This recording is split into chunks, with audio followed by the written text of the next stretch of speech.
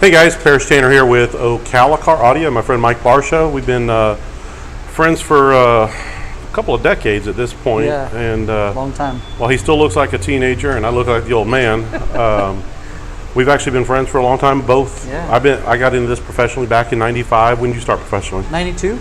So a little bit longer than me. Yeah, just a little bit. So, you know, he's still got some of the old man stories, and it's kind of what we're going to talk about today. Absolutely. Wanted to talk about Sony, because he's actually my Sony rep, my audio control rep, so sells me some of the products that we buy. And wanted to talk today about who Sony is, why we're selling Sony Car Audio. It's not just that four-letter word that you don't want to talk about. It's actually a product that is unique in what it does, that there's nobody else out there in the stratosphere like Sony is, front to back. And also want to talk today about some of the OEM integration that we do, the history of how that came along, and what's now led to some of the newer Sony products that are making our lives a lot easier. We've got a van outside today that's getting a full Sony system in there with a couple Sony amplifiers that are unique. So Mike, what's the deal with Sony? Why is Sony the car audio company that matters at this point?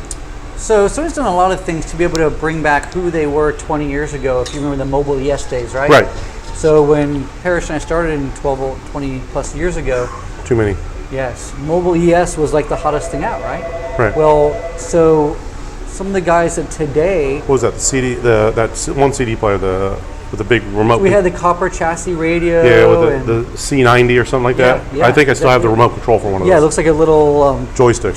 Yeah, absolutely. Almost like a it's in my museum pieces. Right. So they're trying to bring back the technology of where we were 20 years ago, between the reliability, the price points, the technology, and of course the warranty, right? So all those things are really important to our consumers and of course to our retail stores. Okay. The technology with the 6-channel DSP, we actually just won an award recently, Sony at Knowledge Fest, with a DSP award out of all the products out there.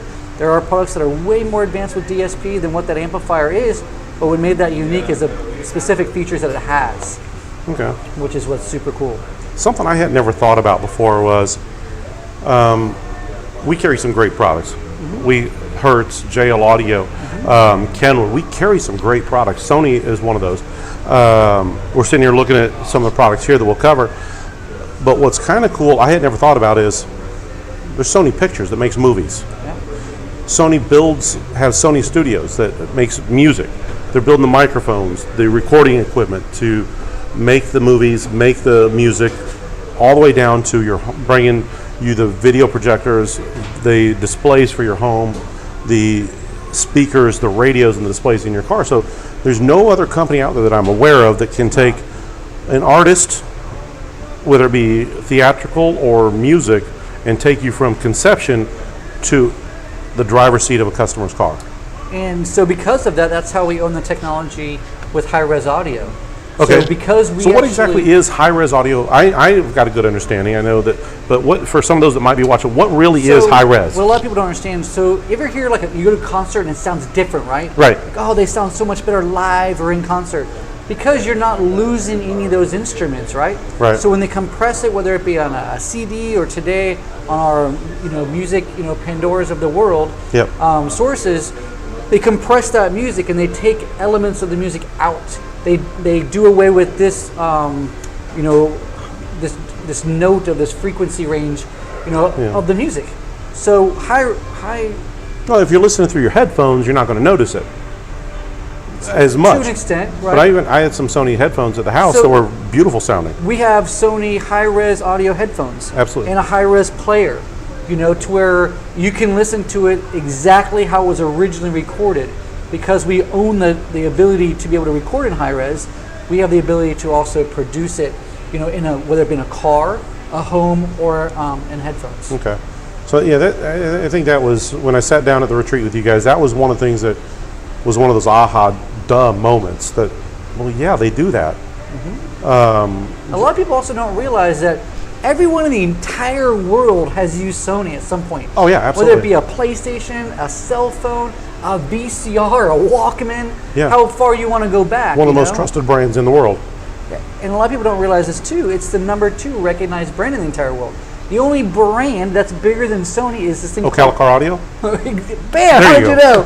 And I was going to say Coca-Cola. There you go. No, but yeah, so Coca-Cola is the #1 brand. So the #1 brand in the world, and Sony's #2. Okay. You know, we are the world's leader when it comes to electronics. Well, you're right in the fact that everybody's had a Sony product, from a Sony Walkman when we were growing up. Absolutely. You know, my first, so that kind of leads me to a little bit of this. My first OEM integration, and if you go to the history of Ocala Car Audio webpage, we kind of talk about it, was my 1978 Thunderbird had a factory 8-track player. Nice. I had an 8-track to cassette player with my cassette to Sony Walkman CD player. Whoa. So I was using my Sony Walkman to play through my 8-track player in 1980 something. Wow, that's awesome. So yeah, we've all had it. Sure. So it is the kind day cool. of, if you remember, like the early '90s when we sold CD changers, right? Oh, I yeah. can't even tell you how many Sony FM modulated CD changers that we sold. Millions. You know, millions, absolutely. You know, and that was a technology that was what we did. Sony even had the one that I remember was when we were starting to see the advent of the double DIN openings in cars, but they were still putting cassette decks. But you needed this FM modulated changer or CD player, so they had the single DIN that bolted in right there where that factory pocket was in your 03 Mustang or your Camry or something like that. So it's kind of cool. They've always been, I guess, solution oriented. Right, absolutely. Okay. And so that's how these products that we're looking at today exist, right? So our AX5000, Android Auto and CarPlay, you know, that's the two hottest things in our industry right now. Being that we have a radio with a great price point that does both Android Auto and CarPlay, a 6.95-inch screen, we call that 7 inches in our industry, a capacitive touch, so it's a glass screen like what you'd have on your iPhone. It's a beautiful picture, and it has the features everyone's looking for. What's cool about the Sony radios that I really come to appreciate is they're simple. Right. They've got their feature packed, have some great product. They got great EQs. They got good digital out D-Day converters.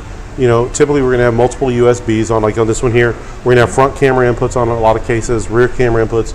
And with a switcher, we can do left and right blind spots on those, which are really some of the new features that, you know, this 2016 Ford Outside has. Right. Why not put it in your older vehicle if that's all you're looking for? That's the great part about Android Auto and CarPlay, is that every vehicle out there, whether it be a factory OEM Ford, right, where it has CarPlay or Android Auto or both, you know, it works exactly the same. Yeah. Which makes it simple and easy. And you know, Sony really concentrates on, you know, simplicity for the end user, our consumer, you know, today, to where it's easy for them to operate. We didn't put something in their dash that's so overcoming that they've come back this heavy set the clock. Yeah, it's rare that I ever have somebody come back with one of the Sony radios and say, hey, how do I do this again? Right. You know, we're still here. When you buy it from Ocala Car Audio, one of the benefits of when you buy it from us and we sell it to you, I don't care how many times you come in, as long as it's in, you know, you bought it, we did it for you, we're going to teach you anything you need to know. We're going to provide service for you for a few years, or as long as you need it down the road. And that's one thing that I've liked with Sony is the GS products that we're mentioning, is the warranty on those has been outstanding. It's the best in the industry. 3-year warranty on the speakers and amps and any of those. We actually had a deal where we dealt with Sony Direct, and Sony cut us a check for retail to take care of the client. Right. Or whether, you know, so it doesn't matter whether they're here or they travel to Tupelo, Mississippi, they're taken care of by Sony, which is kind of nice. And so it's a brand that I can trust, and, you know. Makes it simple. Yeah. So what I kind of want to talk to kind of lead this amplifier here, the new 6-channel. I'm going to tell some backstories first, because those of you that know me, I like to tell stories, and I like the history of a product, what leads us there, because that really, in today's YouTube age, I think too many people forget about that.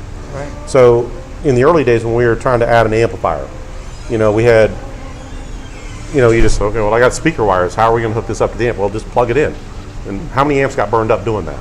Right. So we had little devices like the SNI 35 from Pac with a little simple line out converter that was nothing more than a little transformer. What is it? The little transformer in there and resistors to step the voltage down. Right. From high level, low level. It worked, but there were some inherent issues with a product like that. First, I didn't get a remote turn on lead, so a lot of times you got turn on or turn off thumps. But you also got saturation where you got phase shift, or not phase, sometimes phase shift, but you had drift of frequencies where a 23 hertz note wasn't 23 hertz when it came through, or whatever else. Sure. Of course, you always had the issue too if you were running a factory amplifier. Yeah. Oh, you were burn just them trying up. to add bass. Absolutely, they couldn't handle the amount of wattage coming into them. How many of those did you see that you took out of a car that had melted? Oh, I can't even count them. You put the Bose system directly into that, and it melts. Right. So they still started building some better ones, and you got the LOC Pros from Pac, which I also buy some of those from him. The cool thing about the LOC Pros is they fixed some of those issues. They give us a remote turn on lead. This one actually has a bass knob that comes with it. I think we can send up to 55 volts into something, or 55 watts into something like that. So with today's high power systems, it makes it pretty nice, but we're still dealing with some issues of different things. And here's one of the old Vendetta pieces, or that gave us the higher voltage before the LOC. Correct. But I think one of the issues that we dealt with for a long time was the factory EQs. Right. So with the factory EQ, what's the problem with those? So you have so many factory amplifiers that are already crossed over at the amplifier itself, and going outboard of that, every frequency range is already selected out of the amplifier. So now when you try to add an aftermarket amplifier, a regular LOC, line-out converter, doesn't work because you only have so many channels of input. So that's when we use something like the LC2I, Pac Audio Control. So this guy right here takes an input from the factory amplifier via EQ to be able to tune it, right? Takes the input and it sums it, okay? So the important part about that, Parrish, is it gives us a full range output. So that way when you add the amplifier, whether we're using a Sony 6 DSP or one of our Sony GS100 or GS4, it's able to give a full range input into that. So that way you don't lose frequency range. Kind of like we talked about high-res audio. The worst thing you want to do is eliminate the frequencies that you're hearing. One of the cool things about that is the AccuBass. Because like on a lot of the Chevys, how many cars have you gotten into that when you turn it up, sounding okay, and all of a sudden the vocals start getting louder, but the bass doesn't do anymore? So I can tell you an experience when this piece first came out. We used, when I used to be in retail before now, and we used a regular high to low, something maybe higher end than an SNI 35, something a little bit better than that, but this product didn't exist, right? So we put in a beautiful system in the car, but just couldn't get any bass out of it. We just had no bass. We're lucky, right? That specific day these showed up because we heard about them. We're like, let's try them. So we actually opened up the cardboard box, pulled one out, and put it in the car, and boom, we had bass. Came alive. You know, it came alive, right? So this is able to give you bass when you don't have the frequency range input to be able to provide it. You know, it's kind of like an epicenter in that respect. You know, of course, you know, Audio Control is the manufacturer of the epicenter, which is famous. We've all used them for 20-something years. You know. The AccuBass gives you bass when you don't have it, okay? And it also highlights it so where if it has a little frequency range, it boosts that frequency range so you get internally and get the output out of it. Okay. So with the EQs also, part of the issue is, Ford's going to buy whatever speaker and they're going to EQ it to that vehicle to make it sound the best they can in that vehicle. Absolutely. And they're going to take that amplifier in that speaker and put it in a different vehicle. And they're going to have to put a different EQ on it because the room is now different. Right. So, in a lot of cases, we're going to take a piece like the DQ61, which is an EQ that allows us to pick some frequencies and correct some of the issues that you may have of the room, the speaker to the room. So, yeah, not just that, though. You're taking a piece now that, like we've been talking about on high level, and you're now on steroids, right? Right. So you're taking all your high level input, which is your speaker line outputs, right? And you have a summing device for a full range output. This is also allowing you to EQ it though. This is also going to send a higher voltage output to your amplifier. And of course, Parrish, the benefit of that is now you can turn the gain down on the amplifier, so you're not running the amplifier as hard. Not going you're going to get the output out of it. Right.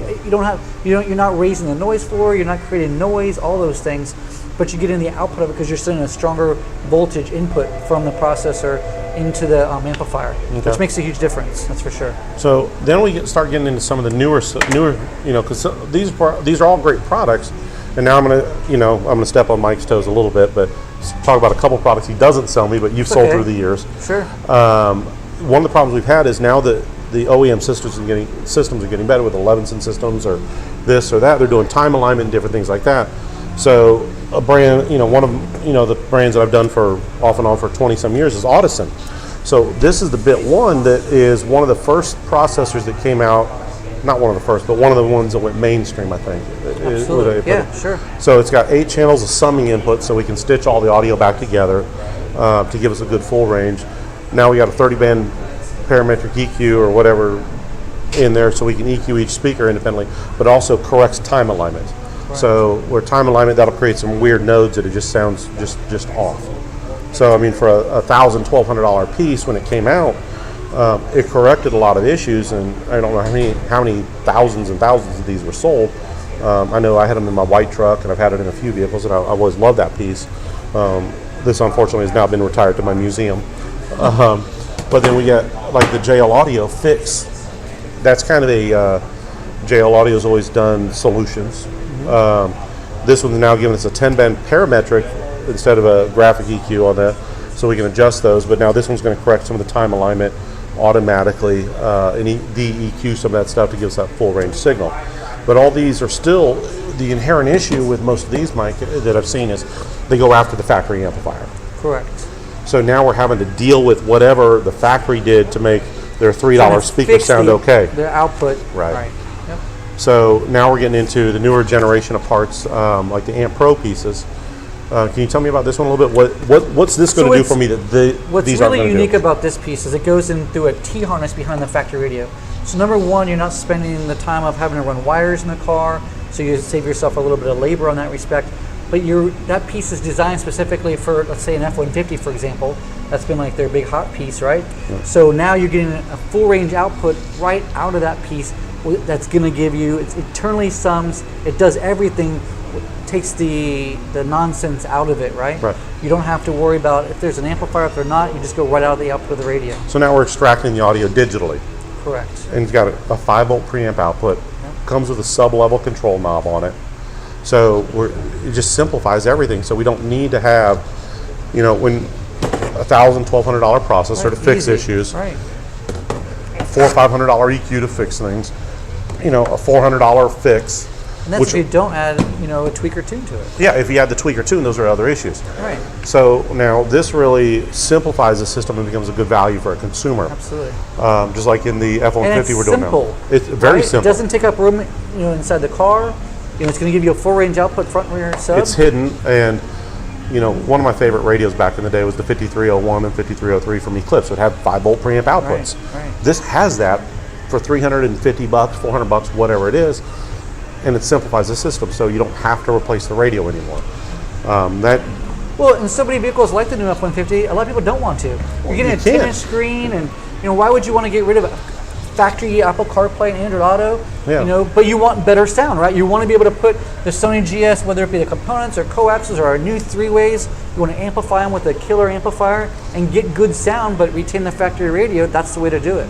So it is, and so part of the reason I want to do this video is the Sony GS6 DSP has been probably, I don't know what they call this class of amplifier at this point, because it's JL and Sony both have similar products to that, and I think you guys are the only ones that really, from a mainstream quality brand, have something like that. So one thing that also makes us really, really unique is that you can also retain steering wheel controls on the amplifier. The first time I kind of understood that, I really scratched my head. So I can tell you, recently I was in a retail store that had a Mercedes E350 in the bay, right? And the retailer was like, "Hey, Mike, I really want to show you this. Come out here and check it out." So I walk out to the bay. They had a factory. It was either the factory radio was bad or the factory amplifier. I don't remember exactly which one. But the dealership wanted a couple $1,000s to replace it, right? So the retailer asked the consumer, what kind of music do you listen to? He goes, "I listen to Pandora and Spotify. I Bluetooth my music from my phone into my factory radio." Goes, "Okay, and do you listen to CDs?" "No." "Do you care about?" He goes, "Oh, but I have to keep my steering wheel controls." He goes, "I drive like this." So ultimately, the retailer didn't have to worry about any type of input because that amplifier has a Bluetooth input. So now the customer just Bluetooth straight from his phone straight into the amplifier. Use the Sony Music Center app to tune it, right? You get the full DSP inside the app, so you get to EQ it as if there was an aftermarket radio in the dash. Okay. But he retains steering wheel controls by using either a Pac SWRC or a Metra, ASWC1, and retain the factory steering wheel controls. So that's kind of cool. It's like the logic systems on the BMW 7 Series. People love that car, but that electrical system fails on a regular basis. Right. So, and I hadn't even thought about doing it like that. And remember this, the hardest problem we have is all this stuff that we're talking about, right? All these, modules that you have to add to get a full range output. With this, you don't need any of that. No. Because you don't need to worry about a signal input, you just have to worry about finding speaker wires. And because it's a 6-channel or a 5-channel, you can retain a factory subwoofer. The amplifier is 2 ohm stable, so you can load it up with the amount of speakers that are in the car and not lose anything. I'll tell you, we did this amplifier a couple weeks ago in I want to say an 04 Silverado on 2 JL 12W3s behind the back seat. Tyler built the enclosure. ran the JL speakers front and back off channels 1 through 4, did a Sony radio in the dash, and we did the 212s. I was shocked at how much bass that produced with those 212s on the back end of this. I'm sitting there listening to, we're listening to Nemesis and some of the old school music. Right. My hair was moving. So it's in a crew cab truck. It's 600 watts on the output and the subside of real power, not some of this smoke and mirrors power. It's real, TPI 440, measurable output out of that amplifier, and it's clean. Just a shocking, when you guys, I'm a little bit jaded. I've heard so many stories through the years of this amplifier is this, it's all FM technology, freaking magic, whatever. Right. But bottom line is, we did this in that truck, and Joey Anderson, he's a friend of mine, owns Anderson Tree Care. He's going to rail on it, rail hard, and I put it in there, and I was a little bit nervous at first, and when we put it in there, I was just amazed at what it really did. Absolutely. It's a small chassis. It's got the EQ built into it, so you can EQ the car however you want to. The Sony Music Center app. It can be a standalone device. So speaking of that, right? So this amplifier has been really, really popular in the street rod world. Okay. Yeah. As well as side-by-sides. Yeah. So now you put the amplifier inside the street rod, right? The guy wants to keep his original 2-shaft radio, doesn't want to replace it, wants to keep it simple, but doesn't want to put a radio in the glove box or center console. Now he just Bluetooth straight out of his phone right into the amplifier, and it sounds phenomenal. And this has an aux, so you can switch between the Bluetooth or an aux in. So really, you could take that radio through one of these old school transistor type, send it, if they have to have it. Right. But the music on that is just, it simplifies so much. And it actually sounds fantastic Bluetoothing straight from your phone into the amplifier. Yeah. So you have to remember, right, so Sony actually makes their own Bluetooth chip. We're one of the only manufacturers in 12 volt that actually does that. So because we make our own chip, we can put our own chip inside the amplifier as well. I don't know if you've ever tested how far the Sony Bluetooth chip works, but you could be middle of the 301 out there, easily and be, streaming your music. Yeah. So why is that important? It's cool on bike night, right? When you're hanging out with your bike, right? Number one. Number two, how about when you're sitting on I-75 and bumper to bumper traffic, and there's 15 cars around you, they're all streaming music at the same time you are, and this guy's getting knocked off, and this guy's getting knocked off because there's only so much bandwidth, right? Right. So Sony's chipset is so much stronger than everybody else's, you never have to worry about that. Makes a big difference. The Sony products, for years, I was anti-Sony for so long. And sure, a lot of us were, sure. It was always I joked around and said it's that 4-letter word that Mama told me to stay away from. Right. But over the last several years, working with you and with Dow and the guys down there, and just going into a fresh, open mind and looking at what it really is, I've been thoroughly impressed with not only the performance of the product, but the service you guys give us. A lot of times people say, well, why don't you carry this? Why don't you carry that? Can you get me this? And really, as a retailer, one of the most important things is how my vendors take care of me. Sure. Because if you don't take care of me, I can't take care of my clients. Right, and that's what ultimately matters. And with Sony and Dow, you guys have really allowed me to take care of my clients without question. I don't have to say, well, let me see what can happen. I just know what can happen. Right. And that's been important for us, and Sony's just been a good thing for it. So with the new Sony amps, like you mentioned, Bike Night, you can put that in the saddlebag of your Road King, put some hidden speakers on the inside or lid speakers in it, run everything off of that and be able to hear it. Sound phenomenal. Yeah, in the old Roadsters or whatever. I wish they had a Marinized version. But they do have a set of 3-way speakers that go with this, which is kind of cool because this amplifier can run 3-way active on the front, which is what we're doing in the van we're doing outside right now. So I'm just really impressed with it. What else can we look at coming from Sony that are just game changers? Is there something else? So one of the things looking in your crystal ball, what's coming from them that can change things? So there's some things I can't really talk about, but there is a technology that we're the only people that have, and that's our high power technology, which if you remember, we brought the Veloster by in the past, and you listen to the head unit that runs subwoofers, right? So we have our GS820 or GS920, which is a doubled in version of it, and it's a an in-dash radio without having to have an amplifier that runs woofers, mids and highs, and the radio itself is 2-ohm stable. So we're the only people that have that technology. So that is important because it's, when we're looking at it, if we've got to go in and put an amplifier, we're looking at an hour and a half, 2 hours of labor. Right. then the cost of the amplifier, just to add some bass or to boost the highs, because you guys do have, you guys mentioned 55x4 on the AX5000, but in a lot of the radios that'll boost it, it's legitimately on the Sonys, you do put more output. You absolutely do. It's when you mention the output. yeah, absolutely. When you talk about the 2-ohm speakers on cars that with the Bose system or any of those Infinity systems, right, or even on the Harleys, that all come with 2-ohm speakers. My radio is not going to go in protection. And what's important too is all of my Sony radios are 2-ohm stable. A lot of people don't realize that. Of course, our from the $89 up to all the way up. Okay.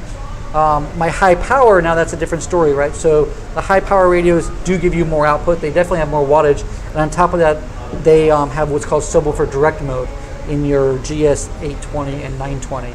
So the subwoofer direct mode is how you're going to run woofers off of the head unit power. So we will see a technology upgrade in high power 2019. Okay. I can't give away too much, but we will see a new piece that's much needed, taking high power technology and taking the technology of the head units that we have today, and putting them together. So let me ask you this, on the high power radios like that, we talk about we're not going to have to do the amp and the amp installs on those. Am I using the standard wiring in the car, or do I need to run power wire to the battery through a relay? You have to, yes, you're correct.